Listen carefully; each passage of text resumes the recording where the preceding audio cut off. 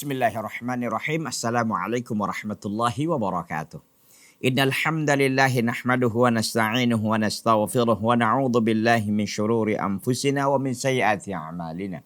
May yahdihillahu fala mudilla lahu wa may yudlil fala hadiya lahu. Asyhadu an la ilaha illallah wahdahu la syarika lah wa asyhadu anna Muhammadan abduhu wa rasuluhu la nabiyya ba'dah.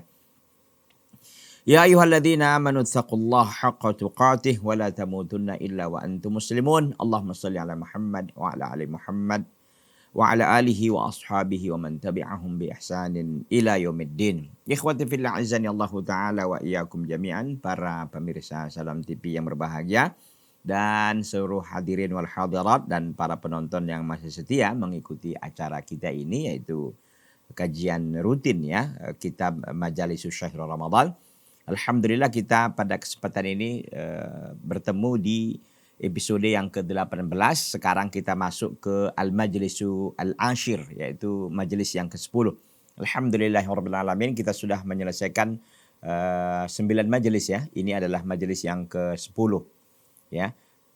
Kita akan buka saja pertemuan kita ini dengan membacakan muqaddimah yang ditulis dengan rapi oleh Syekh Muhammad ibn Shalih Al-Utsaimin rahimahullah. Qala al-muallif rahimahullahu ta'ala rahmatan wasi'atan. Alhamdulillahilladzi arsyadal khalqa fi akmalil adab. Ya, ini al-majlisul ashir ini judulnya adalah fi adabis siyami al-wajibah, tentang adab-adab puasa ya, adab-adab puasa yang bersifat wajib. Ya, adab-adab puasa yang wajib dilakukan ketika seorang itu berpuasa. Apa saja adab-adab yang wajib dilakukan oleh seseorang yang sedang berpuasa. Ini dia. Fi adabis siyami al-wajibah, tentang adab-adab puasa yang wajib. Artinya adab-adab yang bersifat wajib yang harus dilakukan oleh orang yang sedang berpuasa atau orang yang sedang melaksanakan ibadah puasa. Syekh mengatakan di muqaddimahnya ini, alhamdulillah segala puji hanya milik Allah. Alladzi arsyadal khalqa, yang telah membimbing semua makhluknya ila akmalil adab, kepada adab-adab yang sempurna ya. Wa fataha lahum min khazaini rahmatihi wa judihi kulla babin, dan Allah Azza wa Jalla telah membukakan kepada mereka semua makhluk dari perbendaharaan rahmatnya, wa judihi, dan juga kedermawanannya, kulla babin, setiap pintu. Anara basairul mu'minina fa adraku al-haqa'iqa wa talabu ats-tsawaba. Dan Allah Azza wa Jalla telah menyinari penglihatan orang-orang beriman. Fa'adraku, maka mereka mendapatkan atau mengetahui al-haqa'iq, hakikat-hakikat perkara. Wa talabu ats-tsawaba, dan mereka mencari pahala dari Allah Azza wa Jalla. Wa a'ma basairal mu'ridin, dan Allah Azza wa Jalla membutakan mata orang-orang yang berpaling an ta'atihi, dari ketaatannya. Fasara bainahum wa baina nurihi hijab, maka jadilah di antara mereka, di antara orang-orang yang menyimpang tadi, dan di antara cahaya Allah hijab, ada penghalang ya, ada hijab, ada penghalang. Hada ulaika bi fadlihi wa rahmatihi. Allah Azza wa Jalla memberi petunjuk kepada mereka-mereka orang-orang yang beriman, bi fadlihi, dengan karunia-Nya, wa rahmatihi, dan kasih sayangnya, wa adallal akharina bi adlihi wa hikmatihi, dan Allah menyesatkan yang lain, yaitu orang-orang yang berpaling dari ketaatannya, bi adlihi, dengan keadilan Allah, wa hikmatihi, dan hikmah-hikmahnya. Inna fi dzalika ladzikra liulil albab, sungguhnya pada perkara itu adalah peringatan bagi orang-orang yang memiliki mata hati.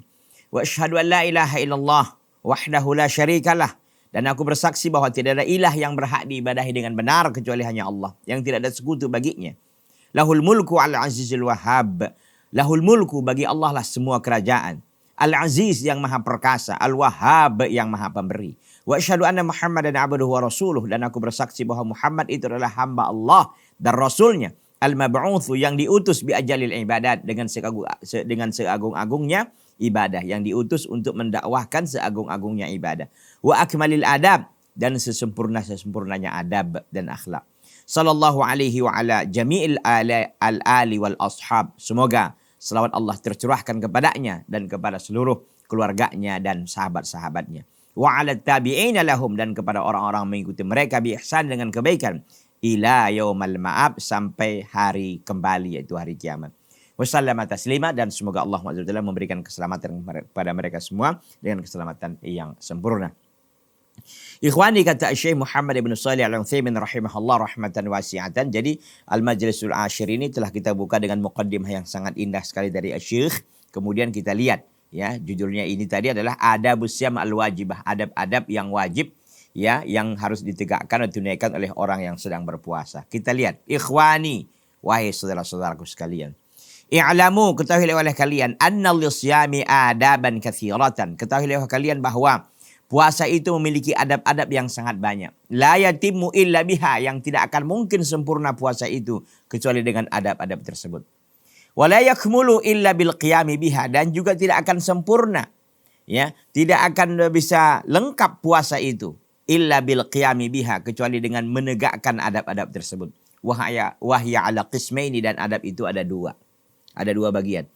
Adabun wajibah, adab-adab yang bersifat wajib. La budda lis-shaim min imra'atiha wal muhafadhati 'alaiha. Maka tidak boleh tidak bagi seorang yang sedang berpuasa untuk menjaga adab-adab tersebut, wal muhafadhati 'alaiha, dan juga untuk memelihara, menjaga dan memelihara adab-adab tersebut. Wa adabun mustahabbah, dan juga adab-adab yang bersifat sunnah, yang bagi an yura'iyaha, maka seharusnya dan sepantasnya lah seorang yang sedang berpuasa untuk menjaganya, wa yuhafidhu 'alaiha, dan juga memelihara adab-adab sunnah tersebut. Ikhwati billah azani Allah Ta'ala wa iyyakum jami'an, para pemirsa Salam TV yang berbahagia, Bapak dan Ibu, ikhwan dan akhwat, dan hadirin dan hadirat, dan penonton yang berbahagia. Faminal adabi al-wajibah, maka di antara adab-adab yang wajib, an yaquma shaim, seorang yang berpuasa menegakkan bima aujaballahu alaihi minal ibadatil qauliyah wal fi'liyah. Maka di antara adab-adab yang wajib yang harus ditegakkan oleh seorang yang sedang berpuasa adalah perkara-perkara yang Allah Azza wa Jalla wajibkan kepadanya dari perkara ibadah-ibadah yang bersifat qauli, yang bersifat perkataan, wal fi'liyah, dan juga perbuatan. Artinya seorang yang sedang berpuasa bukan berarti dia sudah bebas dengan kewajiban-kewajiban lain, tidak. Ada kewajiban-kewajiban yang lain yang harus ditunaikan meskipun dia sedang berpuasa. Gitu ya. Dan itu termasuk adab seorang berpuasa. Artinya ketika kita nggak puasa saja kan kita wajib melakukan amal-amalan. Apalagi sedang kita berpuasa, justru dituntut ya, seorang yang sedang berpuasa itu justru lebih ngegas lagi gitu, lebih kencang lagi ibadahnya. Kenapa? Karena dia sedang beribadah dan dia tahu ibadah yang ini, yang puasa ini harus tetap ya dijaga dengan cara menjalankan ibadah-ibadah yang lain yang juga itu adalah kewajiban. Ya, jadi kata beliau bahwa seorang yang diantara adab-adab yang wajib ya, seorang berpuasa menegakkan apa saja yang diwajibkan oleh Allah kepadanya minal ibadatil qauliyah, ibadah-ibadah yang bersifat perkataan, wal fi'liyah, dan perbuatan. Wa min ahammiha, di antara yang paling terpenting dari ibadah qauliyah wal fi'liyah itu as-salatul mafruḍah allati hiya akidu arkanil Islam. Yaitu menegakkan ya, yang terpenting dari semua ibadah qauliyah wal fi'liyah itu adalah menegakkan salat yang 5 waktu. Menegakkan salat 5 waktu allati hiya akidu arkanil Islam, yang dia itu merupakan sekuat-kuatnya ya rukun Islam ba'da syahadatain, setelah syahadatain. Bukankah salat adalah setelah syahadatain? Kita tahu bahwa bunyal Islamu ala khamsin, syahadati alla ilaha illallah wa anna Muhammadar Rasulullah wa iqamis shalah. Setelah syahadatain maka datanglah salat. Dan dikatakan oleh para ulama, salat adalah merupakan sebesar-besarnya rukun Islam setelah syahadatain tentunya. Fatajibu mura'atuha bil muhafadhati 'alaiha. Maka wajiblah menjaganya, menjaga salat 5 waktu bil muhafadhati 'alaiha, dengan memelihara, dengan menjalankan salat-salat tersebut. Wal qiyami bi arkaniha, dan juga menegakkan rukun-rukunnya. Wa wajibatiha, dan wajib-wajibnya salat tersebut. Wa syurutiha, dan syarat-syaratnya. Karena memang ada orang udah puasa udah selesai gitu, kewajiban lain nggak ditunaikan, ada. Ya, maka ini ditegaskan oleh Syekh, jangan mentang-mentang udah puasa udah selesai yang lain, udah selesai, enggak. Ya, justru orang yang berpuasa itu harus benar-benar menjaga sholat ini. Karena sholat ini adalah merupakan salah satu rukun Islam yang paling terkuat setelah syahadatain. Begitu ya. Jadi oleh karena itu kata beliau, maka wajiblah memelihara sholat itu ya, dengan menegakkan rukun-rukunnya, wajib-wajibnya salat dan syarat-syaratnya. Karena kalau kita mau salat harus kita penuhi ini. Ya, pertama tentu syarat-syaratnya, kemudian rukun-rukunnya, kemudian wajib-wajib salat itu, ya. Fayuaddiha fi waqtiha, maka seorang yang sedang berpuasa menegakkan atau menunaikan salat tersebut di waktunya, ma'al jama'ati fil masjid, bersama berjamaah, ya, berjamaah di masjid, ya. Fa inna dzalika min at-taqwa allati min ajliha syuri'a as-shiyam, maka sesungguhnya menegakkan ibadah salat itu merupakan ketakwaan yang karenanya disyariatkan puasa. Puasa itu ditegakkan justru karena untuk membangun ketakwaan itu, gitu loh. Jadi dikatakan di sini bahwa salat, ya, itu merupakan sebab ketakwaan, salah satu sebab ketakwaan. Dan salat itu pula, karena salat itu pula maka puasa ini diwajibkan, gitu. Wa furidha 'alal ummah, dan juga diwajibkan kepada umat, ya. Fa inna dzalika min taqwa, menegakkan salat itu berjamaah di masjid, tentu bagi kaum laki-laki, ya. Itu merupakan bentuk ketakwaan yang min ajliha, yang sebabnya min ajliha, yang karenanya, ya, karenanya syuri as-siyam, karena salat itu diwajibkanlah puasa, ya.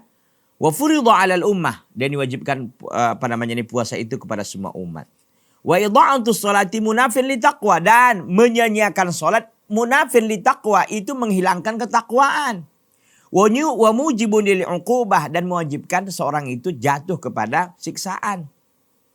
Jadi tadi dikatakan bahwa sholat itu merupakan bangunan ketakwaan yang dengannya juga sholat puasa itu justru diwajibkan, dan diwajibkan kepada semua umat puasa itu tentunya, kan. Dan menyanyiakan sholat itu menghilangkan ketakwaan itu sendiri dan mewajibkan seorang itu jatuh kepada al-uqubah. Al-uqubah itu siksaan, ya. Siksaan juga mungkin bisa kita katakan sebuah adab yang akan dialami oleh orang yang tidak mau meninggalkan salat tersebut. Qala Allahu azza wa jalla, berfirman Allah Subhanahu wa taala, fa khalafa min ba'dihim khalfun adha'us shalah, maka mereka meninggalkan setelah mereka itu satu generasi adha'us shalah, yang mereka ini menyanyiakan salat. Wattaba'us syahawat, dan mereka ini mengikuti hawa nafsu. Fasawfa yalqauna ghayya, maka mereka akan menemui sebuah kesesatan.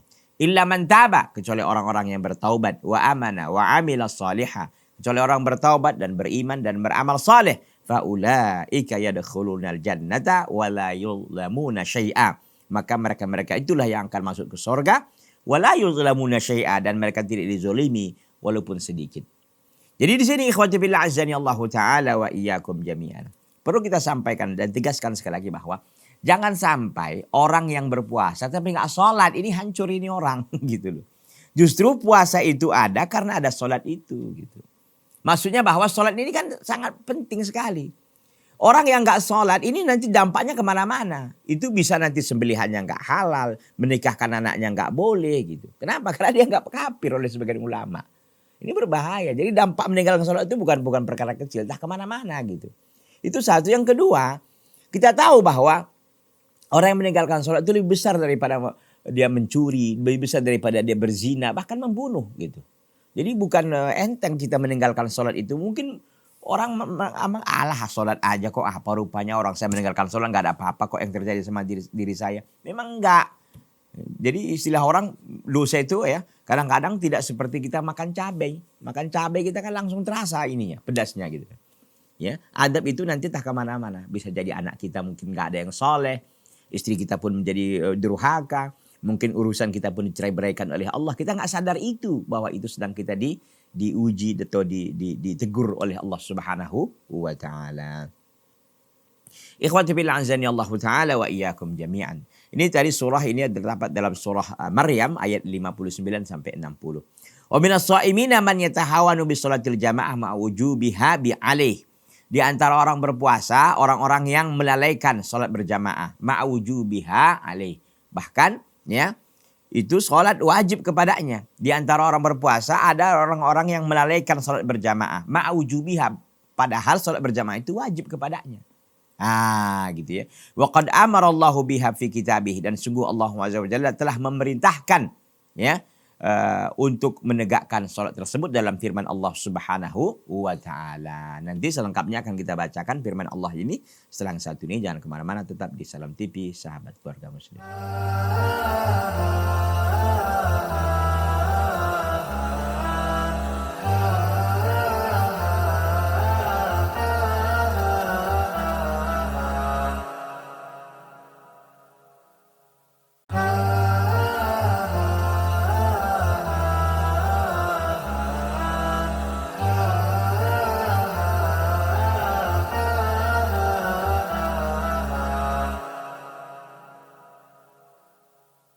Ikhwati fillah azani Allah taala wa iyyakum jami'an. Wa minas sha'imina man yatahawanu bis shalatil jamaah ma'ujubiha. Di antara orang yang berpuasa itu ada orang, ya, di antara mereka itu ada yang melalaikan salat berjamaah, ma'ujubiha biha 'alaiha. Ya, ma'ujubiha 'alaihi. Padahal salat berjamaah itu wajib untuk ditunaikan gitu. Wa qad amara Allahu biha fi kitabi, dan Allah SWT telah memerintahkan, ya, telah memerintahkan di dalam kitabnya Al-Quranul Karim untuk menunaikan salat tersebut. Fi kitabi, dalam kitabnya, itu firman Allah Subhanahu wa taala dalam Al-Quran. Kita lihat firman Allah SWT, wa idza kunta fihim, dan apabila engkau wahai Muhammad berada di tengah-tengah mereka, tengah-tengah para sahabat, fa aqamta lahumus shalah, dan engkau ingin menegakkan salat, faltaqum ta'ifatum minhum, maka hendaklah ada sekelompok dari mereka para sahabat, ma'aka, salat bersama engkau. Wal ya'khudhu aslihatahum, dan hendaklah mereka mengambil senjata-senjata mereka. Fa idza sajadu, dan apabila mereka telah sujud, ya, yakni atammu salatahum, mereka menyempurnakan salat sendiri, falyakunu min waraikum, maka hendaklah ada orang-orang dari belakangmu, yaitu sahabat yang belum salat, wal ta'ti ta'ifatun, ya, dan hendaklah datang kelompok yang lain, lam yusallu, yang belum salat, falyusallu, maka hendaklah mereka salat, ma'aka, bersamamu, wal ya'khudhu hidrahum, dan hendaklah mereka mengambil kesiapsiagaan mereka, wa aslihatahum, dan juga senjata-senjata mereka. Surah An-Nisa ayat 102. Maka kita lihat di sini, fa'amara Allahu bis-sholati ma'al jamaah fi halil qital, maka Allah SWT memerintahkan untuk menegakkan salat berjamaah fi halil qital wal khauf, dalam keadaan perang dan dalam keadaan takut. Allahu akbar. Fa fi halil tu'maninati wal amni aula, maka dalam keadaan tenang dan dalam keadaan aman, aula itu tentu lebih ditekankan lagi, lebih diwajibkan lagi untuk menunaikan salat berjamaah. Nah, perlu saya sampaikan bahwa An-Nisa ayat 102 ini menjelaskan tentang salah satu thariqah atau cara dalam melaksanakan salat khauf namanya. Salat khauf itu dilakukan ketika kita dalam keadaan ketakutan, seperti umpamanya dalam keadaan perang. Nah, ini perlu saya tegaskan bahwa salah satu cara salat khauf itu adalah seperti yang dilakukan oleh Rasulullah SAW yang Allah abadikan dalam surah An-Nisa ini, ya. Itu apa? Bahwa, ya, sahabat waktu itu dibagi dua kelompok. Ya, dibagi dua kelompok. Kelompok yang pertama salat bersama Nabi. Itu biasanya kan hanya 2 rakaat ya salatnya itu, karena dia dikosor ya, 2 rakaat. Nah, kelompok yang lain bagaimana? Menjaga mereka dari musuh, ya, menjaga mereka dari musuh. Nah, setelah selesai ya 1 rakaat, lalu bangkit rakaat kedua, maka Nabi SAW itu memanjangkan bacaannya. Dan mereka yang ikut di rombongan pertama tadi yang bersama Nabi itu menyempurnakan sholat mereka sendiri. Gitu deh ya. Menyempurnakan sholat mereka sendiri. Ya, menyempurnakan sholat mereka sendiri. Manakala mereka telah salam, ya sudah selesai kelompok yang pertama ini, mereka menjaga balik ya. Dan kelompok yang kedua datang, yaitu kelompok yang menjaga tadi. Jadi gantian maksudnya. Jadi yang menjaga ini gantian. Imamnya tetap berdiri. Dan mereka lah masuk ya untuk sholat bersama Nabi SAW. Jadi masing-masing mengikuti Nabi SAW 1 rakaat begitu. Boleh. Ini salah satu cara ya, kaifiyah dalam melaksanakan sholat berjamaah ketika dalam keadaan khauf atau takut. Syekh mengambil pendalilan di sini bahwa dalam keadaan kita takut saja pun itu tetap diwajibkan untuk sholat berjamaah. Ya, apalagi dalam keadaan tenang, dalam keadaan aman, tentu kewajibannya itu lebih ditekankan lagi. Itu maksudnya Syekh rahimahullah rahmatan wasi'atan. Ikhwati billah azani Allah taala wa iyyakum jami'an. Fa fi halil tumaninati wal amni aula, maka dalam keadaan tenang dan dalam keadaan aman itu lebih diwajibkan lagi. Wa an Abi Hurairah radhiyallahu anhu, dari sahabat Abu Hurairah radhiyallahu anhu, anna rajulan a'ma qala, bahwa ada seorang laki-laki a'ma yang buta. Qal, ia berkata, ya Rasulullah, wahai Rasulullah, laisa li qaidun, tidak ada bagiku penunjuk jalan. Ya, yaquduni ilal masjid, yang membawaku kepada masjid. yang membawaku ke masjid gitu. Ya Rasulullah, ya, anna rajulan, kata Abu Hurairah ini, anna rajulan a'ma, ada seorang laki-laki yang buta. Qala, yang mengatakan, ya Rasulullah, laisa liqa'id, tidak ada yang menunjukiku. Tidak ada yang menuntunku. Ya, yaquduni al masjid, yang membawaku ke masjid. Farakhkhasa lahu, maka Nabi sallallahu alaihi wasallam pun memberikan rukhsah kepadanya itu tidak mengapa untuk tidak ikut berjamaah salat di masjid. Falamma walla, manakala dia udah mau pergi, da'ahu, Nabi memanggilnya kembali. Waqal, dan Nabi mengatakan kepada orang buta ini, hatas ma'unida, apakah engkau mendengarkan suara adzan?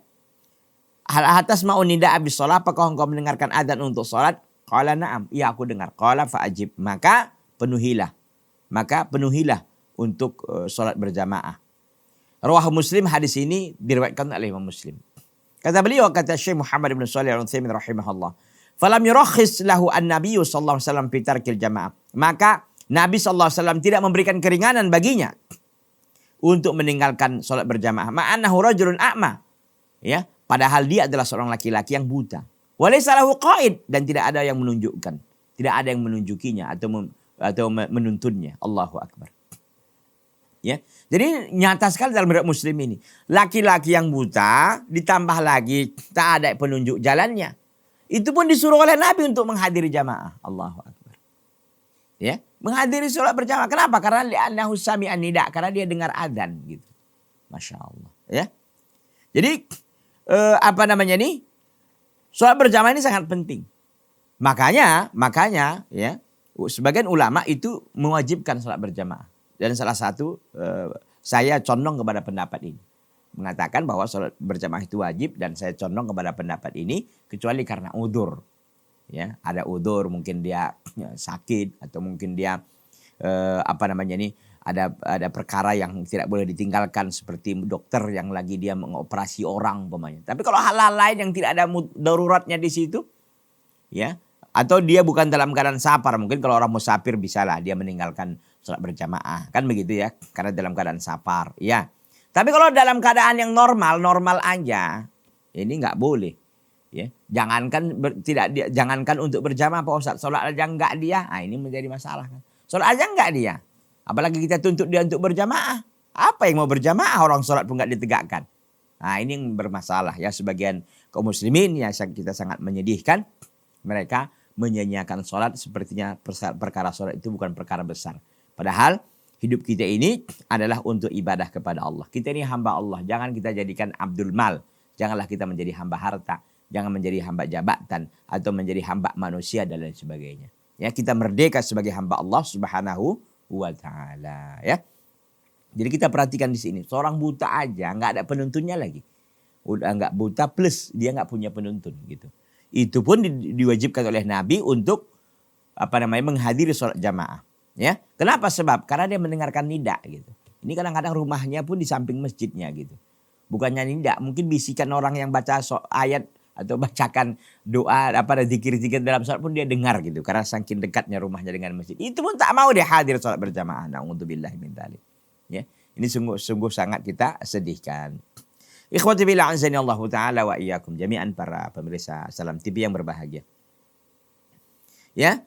Falam yurakhis lahu an-nabiy sallallahu alaihi wasallam fi tarkil jamaah, maka Nabi sallallahu alaihi wasallam tidak memberikan keringanan baginya untuk meninggalkan salat berjamaah. Ma'annahu rajulun a'ma, dia adalah seorang laki-laki yang buta, walaysa lahu qa'id, tambah lagi tidak ada penuntunnya. Wa tarikul jama'ata ma'i dha'atihi al-wajibah qad harrama nafsahu khairan katsiran min mudha'afatil hasanat. Dan orang yang meninggalkan salat berjamaah ma'i dha'atihi al-wajib, bersamaan dengan dia menyanyiakan yang wajib, qad harrama nafsah, maka dia telah mengharamkan dirinya, telah menghalangi dirinya dari kebaikan yang banyak. Khairan katsiran, dari kebaikan yang banyak. Min mudha'afatil hasanat, dari dilipat gandakannya kebaikan-kebaikan. Iya, jadi ketika ada orang yang tidak mau dia berjamaah, meninggalkan sholat berjamaah, maka dia telah menyanyiakan hal yang wajib kepadanya. Yang kedua, dia telah menghalangi dirinya untuk mendapatkan banyaknya kebaikan. Fa inna sholatal jama'ati mudha'afatun, maka sungguhnya salat berjamaah itu mudha'afah, itu dilipat gandakan pahalanya. Kama fi sahihaini, sebagaimana dalam sahihaini Bukhari dan Muslim, min hadits Ibnu Umar radhiyallahu anhuma, dari hadis Ibnu Umar radhiyallahu anhuma. Anna Nabiya sallallahu alaihi wasallam qala, bahwa Nabi sallallahu alaihi wasallam berkata, salatul jama'ati tafdulu ala salatil fadhi bi 27 darajatan. Salat berjamaah itu lebih baik, lebih utama daripada salat sendiri bi 27 darajatan, dengan 27 darajat. Allahu akbar. Ya, jadi ini luar biasa. Tapi kan orang mendengar ini juga enggak tergiur gitu kan. Biasa-biasa aja gitu. Kenapa? Karena mereka ini enggak kontan. Coba kalau duit gitu, 27 miliar sekali sholat. Wah, orang berebut semua. Mau kemana? Mau sholat lah. Kenapa? Ya kan ada 27 miliar. Gitu, subhanallah ya. Ini karena 27 derajat ini, padahal 27 derajat ini lebih baik mungkin daripada itu. Ya, bahkan mungkin lebih banyak lagi pun lebih baik daripada itu. Ya. Tapi orang kadang-kadang ya enggak merasa penting, enggak merasa bersalah ketika meninggalkan sholat berjamaah. Orang-orang beriman itu, ya, ketika dia luput takbiratul ihram saja. Takbiratul ihram ya, bukan sholat berjamaahnya. Dia nggak dapat takbiratul ihram. Maksudnya apa? Ketika dia datang ke dalam masjid, imam sudah baca surat umpamanya di rakaat pertama, sehingga dia nggak mendapatkan takbiratul ihram imam gitu. Ini dia udah menyesal kali itu, udah menyesal kali. Ya, kalau kita kan nggak masbuk MA kita, masbuk abadi pun nggak ada masalah gitu. Mau sampai kapan pun masbuk aja nggak ada masalah gitu. Subhanallah. Ya, ini tentu adalah perbedaan orang-orang yang sungguh-sungguh dalam beriman dan dalam beramal soleh di antara orang-orang yang menganggap ibadah ini adalah itu beban. Padahal kita menganggap ibadah ini adalah sebuah kewajiban dan sebuah kebutuhan yang harus kita tunaikan. Ya, ikhwati billah azani Allah taala wa iyyakum jami'an. Wa fawwata masalihah al-istimaiyah, wa fawwatal masalihal istimaiyah, dan dia telah menghilangkan maslahat-maslahat sosial, dan dia telah menghilangkan maslahat-maslahat sosial allati tahsul lil muslimin, yang diperoleh, yang bisa didapatkan bagi kaum muslimin bistima'ihim ala salat min gharisil mahabbah wal ulfah, yang bisa didapatkan kepada kaum muslimin dengan berkumpulnya mereka untuk melaksanakan salat. Apa saja faedah sosialnya itu? Min gharisil mahabbah, dari menanamkan rasa cinta, wal ulfah, dan kedekatan, wa ta'limil jahil, mengajari orang-orang yang tidak tahu, wa musa'adatil muhtaj, membantu orang yang berkebutuhan, membantu orang-orang yang membutuhkan pertolongan, wa ghairi dzalika, dan lain-lain dari itu. Maksudnya di sini apa? Bahwa ketika orang meninggalkan salat berjamaah, maka pertama konsekuensinya dia adalah melalaikan kewajibannya. Satu. Yang kedua, dia mengharamkan dirinya dari kebaikan yang sangat banyak karena pahalanya luar biasa, 27 derajat tadi. Yang ketiga, dia melewatkan yang namanya maslahat sosial yang didapatkan oleh kaum muslimin.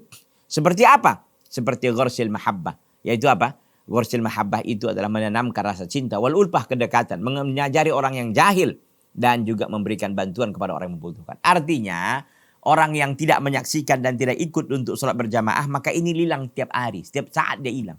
Kalau di 5 waktu nggak berjamaah, berarti 5 kali dia hilang ini. 5 kali nggak dapat pahalanya besar pula lagi kan.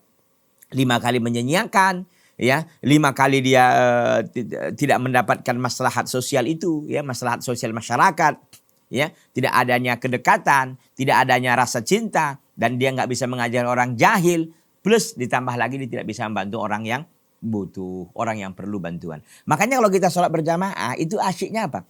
Ketika nanti ada saudara kita yang biasa sholat berjamaah nggak ada di tempat itu, kita pun bertanya, si Polan kemana ya? Kok nggak datang hari ini ya? Si Polan kemana ya? Si Polan kemana ya? Jadi saling bertanya gitu. Ini sebuah keutamaan yang sangat luar biasa, ya. Di mana kita bisa saling mengenal, mungkin lebih dekat. Akan bedalah ikatan emosional kita dengan orang yang rajin berjamaah bersama kita di masjid, ya, dengan tetangga kita yang nggak rajin berjamaah, meskipun dia tetangga kita juga gitu. Akan ada hubungan emosional yang terbangun begitu. Akan ada hubungan yang dekat antara kita dan jamaah yang hadir di masjid untuk menunaikan sholat berjamaah. Ikhwati fillah azani Allah taala wa iyyakum jami'an. Wa bitarkil jama'ati yu'aridu nafsahu lil uqubah. Dengan meninggalkan salat berjamaah, maka seorang itu telah mencampakkan dirinya lil uqubah, untuk sebuah siksaan. Wal musyahabatil munafiqin, dan mirip dengan orang-orang yang munafiqin, dan menyamakan dirinya dengan orang-orang munafiqin. Selengkapnya nanti insyaallah taala kita akan lanjutkan setelah yang satu ini. Jangan kemana, tetap di Salam TV Sahabat Keluarga.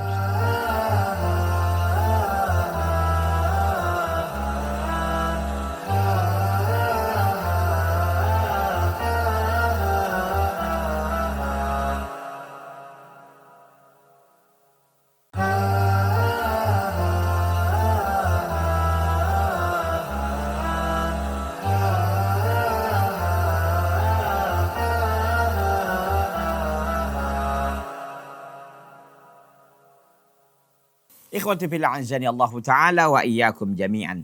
Wa bitarkil jama'ati yu'arridu nafsahu lil 'uqubah. Orang yang meninggalkan, ya, dengan meninggalkan berjamaah, salat berjamaah, dia sesungguhnya yu'arridu, dia melemparkan dirinya lil 'uqubah, ya, untuk mendapatkan siksaan. Wa musyahabatil munafiqin, dan dia memiripkan, ya, memiripkan dirinya dengan orang-orang munafikin.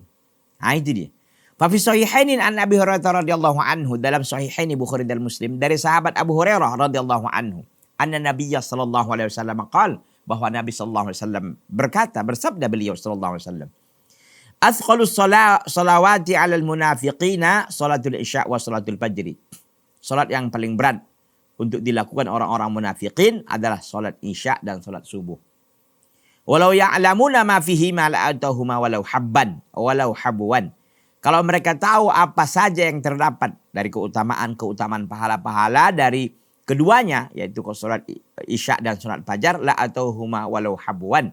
Mereka akan menemuinya, mendatangi kedua salat tersebut walau habban, walaupun merangkak. Allahu Akbar. Jadi salat yang paling berat dilakukan oleh orang munafikin salat isya dan salat subuh. Mengapa? Karena penontonnya katanya nggak ada. Gitu. Kenapa? Karena orang munafik itu suka ingin dia dipuji orang, suka ingin mendapatkan pujian, sanjungan orang gitu. Kita tahu zaman Nabi SAW itu kan penerangan memang keterbatasan teknologi ya, nggak seperti kita hari ini ya, masya Allah luar biasa nikmat lampu ini, ya. Tetapi waktu itu kan enggak gitu. Ya kalau udah malam ya malam aja. Mungkin kalau ada penyinaran ya lampu yang kecil, mungkin juga dibantu dengan bulan ya, terang bulan, lagi-lagi mungkin musim-musim terang bulan gitu kan. Di masa mungkin dari 10, 13, 14, 15 itu kan purnama begitu, itu terang. Tapi kalau enggak. Makanya orang-orang munafikin malas dia sholat isya dan ini, penonton enggak ada. Walau ya'lamuna ma fihi ma, kalau seandainya mereka tahu, orang-orang munafikin ini tahu apa saja yang terdapat dari keutamaan dan pahala yang besar di kedua salat itu, isya dan subuh, la'atauhuma walau habban. Mereka akan datang meskipun merangkak. Meskipun sulit, mereka akan bela-belain gitu maksudnya. Tapi mereka kejahilan, enggak tahu. Ya. Kata Nabi SAW berikutnya, walaqad hamamtu an amura bis salati fatuqam. Aku sudah berkeinginan untuk aku memerintahkan ya bisolah untuk ditegakkan salat, ya. Tsumma amuru rajulan, kemudian aku memerintahkan seorang laki-laki, fa yusalli bin nas, kemudian dia memimpin manusia untuk salat. Tsumma antadiqu ma'i birijalin, kemudian aku pergi bersama beberapa orang laki-laki. Ma'ahum, bersama mereka hizamun, ya, bersama mereka ini ada ya hizamun, itu beberapa ikat, min hitabin, daripada kayu bakar. Ila qaumin, sebuah kaum, la yashhaduna salata, mereka tidak mau menyaksikan salat, tidak hadir menunaikan salat berjamaah. Fa uhriqu alaihim buyutahum binnar, maka aku akan bakar rumah-rumah mereka dengan api. Jadi kalau Nabi SAW, ya, seandainya masih Nabi SAW hidup ya, sekarang ini udah banyak kaum muslimin yang terbakar rumahnya ini. Kenapa kebakar rumahnya? Dibakar Nabi. Siapa yang berani ngelawan Nabi rumahnya? Nggak ada kan begitu, ya. Jadi luar biasa ini tentu pentingnya untuk kita sholat berjamaah. Nabi aja mengancam.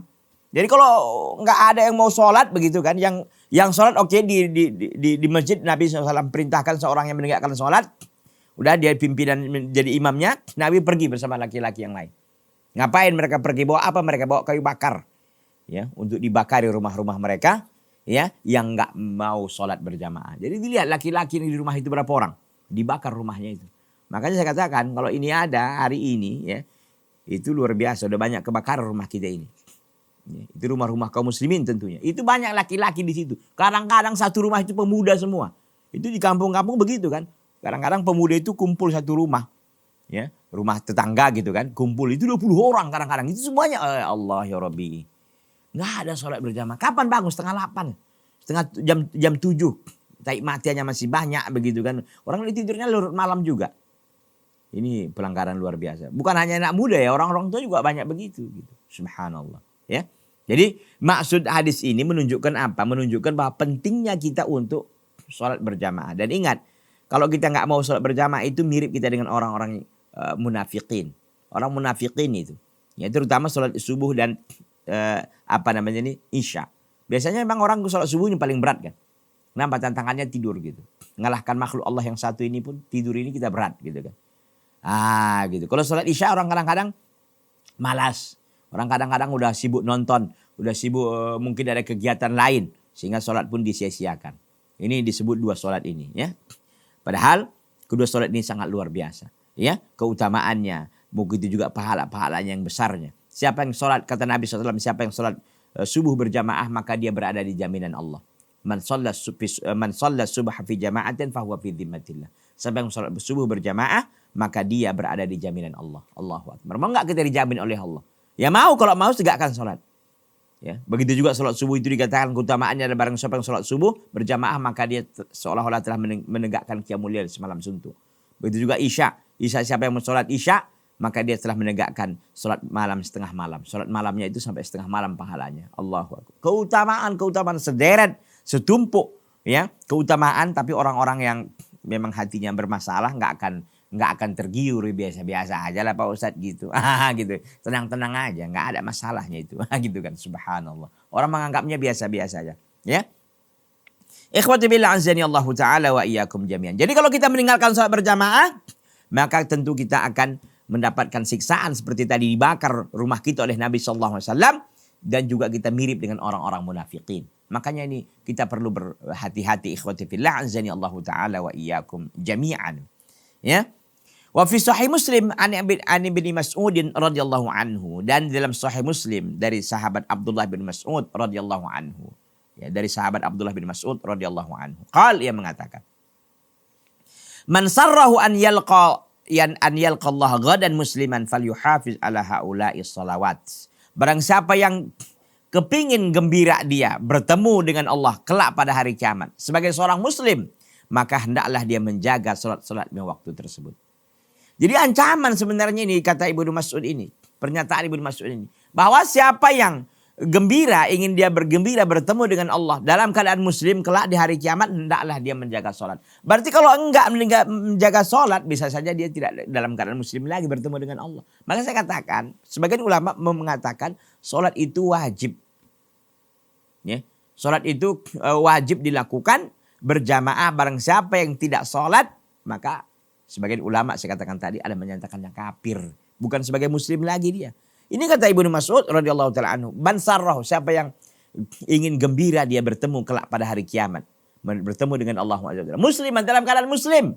Catatannya apa? Fal yuhafiz ala haula'i shalawat. Maka hendaklah dia menjaga salat lima waktu. Maka kata para ulama juga dari dalil ini bahwa siapa yang ingin selalu ya, dia dalam keadaan Islam sampai akhir hayatnya, jagalah salat. Salat itu benteng terbesar untuk menjaga keimanan. Salat itu merupakan benteng terbesar untuk menjaga keimanan dan keislaman kita sampai hari kiamat. Sampai Allah SWT menjemput, mencabut nyawa kita. Ya. Jadi di sini dalil yang tegas dari Ibnu Mas'ud ini bahwa kalau kita ingin iman kita dipelihara oleh Allah, dijaga oleh Allah keislaman kita ini, jaga salat. Ini orang kadang-kadang itu meremehkan salat, enggak peduli dengan salat, ya. Nasallallahu al-afiyah. Haitsu yunada bihinna. Ketika yunada, dipanggil dengan bihinna, dengan salat tersebut. Fa innallaha syara'a li nabiyyikum sunanal huda wa innahunna min sunanil huda. Sesungguhnya Allah SWT telah mensyariatkan kepada nabi kalian sunanal huda, jalan-jalan petunjuk. Wa innahunna min sunanil huda. Sungguhnya salat itu adalah termasuk jalan-jalan petunjuk. Qal wa laqad ra'aituna, dan sungguh kami telah melihat. Wa ma yatakhallafu anha illa munafiqun ma'lumun nifaq. Dan sungguh kami telah melihat. Wa ma yatakhallafu anha, dan tidak ada yang menyelisih atau meninggalkan salat berjamaah tersebut illa munafiqun, kecuali orang yang munafik. Ma'lumun nifaq, yang nyata-nyata kemunafikannya. Jadi di zaman sahabat itu tegas sekali. Ya kalau zaman sekarang ini kita beratlah gitu. Kenapa? Rata-rata nggak bisa kita bedakan mana yang apa gitu kan. Mana yang sesungguh-sungguh dia sholat, yang kadang-kadang sholat, kadang-kadang enggak. Kalau dulu zaman Nabi itu ya gitu. Ya, nampak memang yang nggak mau sholat berjamaah itu. Ya. Walaqad ra'aituna, dan aku telah memperhatikan di antara kami. Kami telah memperhatikan keadaan kami. Wa ma yatakhallaf anha, dan tidak ada yang menyelisihi, tidak ada meninggalkan salat berjamaah tersebut illa munafiqun ma'lumun nifaq, kecuali dia munafik yang nyata-nyata kemunafikannya. Walaqad kana ar-rajulu yu'ta, dan sungguh adalah seorang laki-laki yu'ta didatangkan. Ya, didatangkan ke masjid, yuhada baina rajulaini, yang dia dipapah di antara dua orang laki-laki. Yuqamu fi shaf, diberdirikan di saf. Allahu akbar. Begitulah kiranya para sahabat menghormati dan mengagungkan salat berjamaah itu. Sampai-sampai katanya laki-laki yang kurang sehat berdiri kan, begitu kan. Didatangkan gitu. Dia dengan cara dipapah. Dipapah itu apa? Dibantu dua orang laki-laki gitu. Dibantu dia agar diberdirikan di saf. Allahu akbar. Untuk apa? Untuk salat berjamaah. Allahu akbar. Ini kadang-kadang kita memang masalahnya yang sangat sulit bagi kita adalah dia muslim tapi salatnya bisa dihitung dalam hidupnya. Na'udzubillahi min dzalik. Padahal salat ini tiap hari ada gitu. Nggak boleh kita libur untuk tidak salat. Makanya kan nggak ada istilah qadha bagi orang salat. Kalau puasa iya. Kenapa ada puasa-puasa? Karena puasa nggak setiap hari. Dia hanya sekali sebulan puasa Ramadan itu. Kalau sholat setiap hari, kapan ada mengqadha coba? Nggak ada cerita mengqadha. Yang mengqadha itu hanya ada berlaku bagi orang yang lupa. Ya, yang kedua bagi orang yang ketiduran, itu aja. Memang lupa gitu. Memang benar-benar lupa, nggak ingat bahwa dia belum sholat. Atau memang orang yang tidur gitu. Biasa kan kadang-kadang kita tidur ya kelewat waktu udah. Ah itu, cuman dua itu. Nggak ada yang lain. Ada pun orang sengaja meninggalkan sholat nggak ada qadha. Ini kadang-kadang ada pendapat di kampung, ya, bukannya di kampung ya, di beberapa tempat gitu. Ya nggak sholat berjamaah nggak apa-apa, nanti dikasih fidyah lah, di qadha. Nggak ada cerita qadha kalau Anda meninggalkannya dalam keadaan sengaja. Orang yang tidur dan orang yang lupa ini kan nggak sengaja, orang lupa memang. Manusia ini tempatnya salah dan lupa kan. Ya qadarullah dia lupa. Ya. Jadi maksud saya di sini bahwa begitu sangat pentingnya sholat berjamaah ini. Sehingga para sahabat Ibnu Mas'ud, pernyataan beliau luar biasa ini. Walaqad kana ar-rajulu yu'ta bihi. Sungguh ada seorang laki-laki didatangkan, ya, untuk melaksanakan ibadah sholat tersebut ke masjid. Yuhada bainar rajulaini, dia dipapah di antara dua orang laki-laki. Hatta yuqama fi shaf, sehingga dia diberdirikan, ditegakkan dalam shaf. Allahu akbar. Wa minas shaimina man yatajawazu bil amri fayanamu anis salati fi waqtiha. Di antara, kata Syekh Muhammad Shalih Al-Utsaimin rahimahullah rahmatan wasi'atan, wa minas shaimin, di antara orang-orang yang berpuasa, man yatajawazu bil amr, orang-orang yang mengingkari, ya, orang-orang yang melanggar perintah ini. Fayanamu anis shalah, maka dia tidur, ya, melewatkan salat fi waqtiha, dari waktunya. Dia orang puasa, tidur-tidurannya kerjanya. Mau zuhur, tidur saja. Asar, tidur-tiduran. Nggak sholat, dilewatkan, melanggar perintah ini. Dia santai aja. Wa hadza min a'dhamil munkarat. Ini termasuk merupakan sebesar-besarnya kemungkaran. Wa asyadil idha'ati lis salawat. Dan ini merupakan sebesar-besarnya melalaikan perintah untuk sholat. Hatta qala katsirun minal ulama'. Sehingga kebanyakan ulama mengatakan, inna man akhara sholata an waqtiha biduni udhrin syar'iyyin lam tuqbal wa in shalla mi'ata marrah. Kata Syekh Muhammad bin Shalih Al-Utsaimin, berkata kebanyakan para ulama, banyak ulama mengatakan, inna man akhara shalah, sungguhnya orang-orang yang mengakhirkan salat an waqtiha, dari waktunya, biduni udhrin syar'iyyin, tanpa ada udhur syar'i, lam tuqbal, tidak diterima, wa in shalla mi'ata marrah, sekalipun dia salat 100 kali. Allahu akbar. Liqaulin Nabi SAW, karena perkataan Nabi SAW, man amila amalan laisa alaihi amruna fahuwa raddun, barang siapa yang beramal dengan satu amalan yang tidak ada urusan kami di situ, fahuwa raddun, maka amalan tertolak. Rawahu Muslim. Wassalatu ba'da waqtiha laisa alaiha amrun Nabi SAW, dan salat setelah waktunya, artinya selesai habis waktunya dia salat, laisa alaiha amrun Nabi, tidak ada di situ perintah Nabi, fatakunu mardudatan ghairu maqbulah, maka salatnya itu ditolak, tidak berterima. Allahu akbar. Luar biasa ini. Jadi mengakhirkan sholat dari waktu artinya melewatkan. Ya. Dengan tanpa udzur syar'i tidak diterima sholatnya. Sekalipun dia sholat 100 kali. Sebagai gantinya gitu kan. Enggak boleh. Ya. Karena berdalilnya apa? Man amila amalan laisa alaihi amruna. Barang siapa yang beramal dengan satu amalan yang tidak ada di situ perkara kami, urusan kami, fahuwa raddun, maka amalan tertolak. Hadis ini riwayat Muslim. Dalilnya, kata beliau, pendalilannya adalah sholat setelah waktunya itu kan bukan itu, enggak ada urusan Nabi. Nabi enggak pernah begitu. Sahabat juga enggak pernah melakukan sholat di luar waktunya kecuali dengan udzur yang saya sampaikan tadi, ya. Ya seperti ketiduran atau mungkin lupa, itu soal lain. Tapi kalau dalam keadaan normal-normal saja Nabi enggak melakukan, sahabat juga enggak melakukan, ya. Maka tidak ada di situ perkara Nabi kan. Maka fatakunu mardudatan, maka ibadahnya tertolak, ya.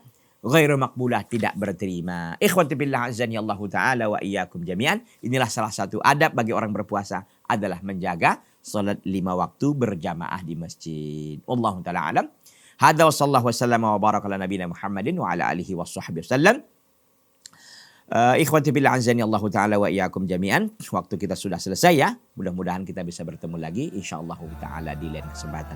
Hada wa sallallahu wasallam wa baraka ala nabiyina Muhammadin wa ala alihi wasallama. Subhanakallahumma bihamdika asyhadu an la ilaha illa anta astaghfiruka wa atubu ilaika. Wassalamu alaikum warahmatullahi wabarakatuh.